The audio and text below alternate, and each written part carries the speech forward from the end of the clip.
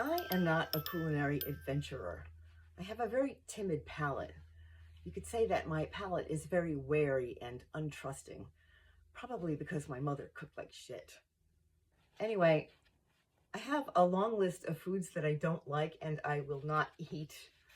And I told every boyfriend that I ever had that they needed to memorize it. So none of them ever did, which is probably why I never got married. Although one of them did read it one time, and he did say at the end, "Man, you don't like anything that makes food tasty." Fair point.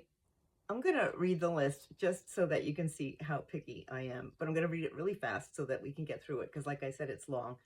And, in case there still are any potential suitors out there, you have a chance to memorize it.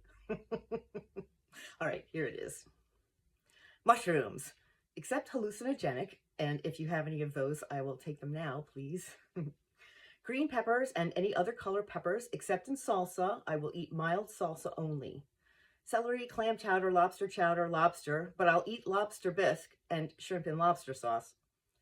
I won't eat any seafood except for shrimp, tuna from a can or pouch, and whitefish that looks like the stuff you get at Long John Silver's. I don't like fake crab meat, and I don't like real crab meat. I don't like scallops, oysters, or mussels. I don't like fat on meat, chewy, the elasticy stuff, gristle. I don't like prime rib. I don't like any raw meat or fish. I don't like mustard, olives, relish, horseradish, wasabi, capers, but I will have shrimp cocktail with cocktail sauce, depending on how the cocktail sauce tastes, like if there's not a lot of horseradish in it. I don't like farina, cream of wheat, grits, pickles, pickled anything that tastes like vinegar, except oil and vinegar dressing.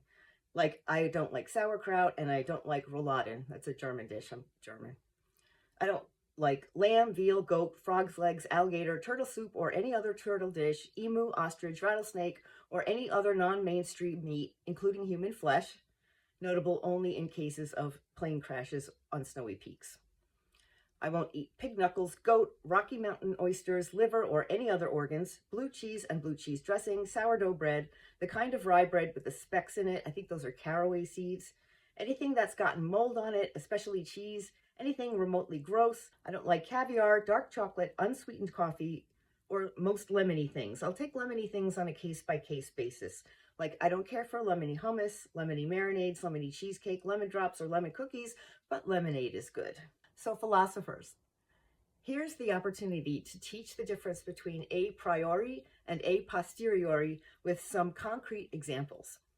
So, human flesh is on the list a priori. So a priori means something that can be known without experience. You don't need any examples to know that something is true. It's true based on reason alone.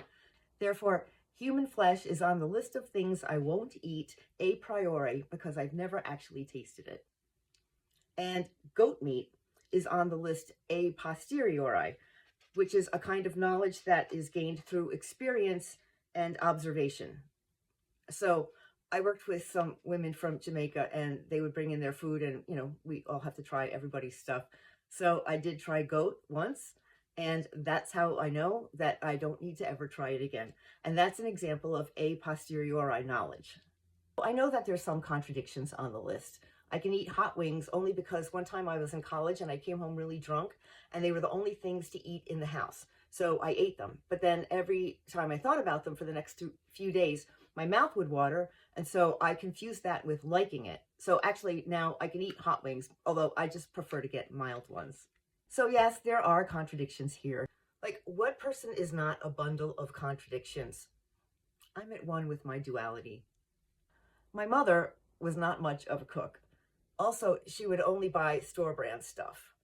So it affected us all in different ways. Like me, I don't know when something is bad, really. Like, it has to hit me in the face that something is bad or burnt, or like, I just don't notice it right away. I have very low standards. My brother, though, you can set anything down in front of him and he can tell you whether it's store brand or name brand. And I tested him one time. I made Thanksgiving dinner, and I made a few things that were name brand and some that were store brand, and I made him guess, and he got it right every time. So, like me, I can't even tell if something has freeze or burn. Oh well, that's that.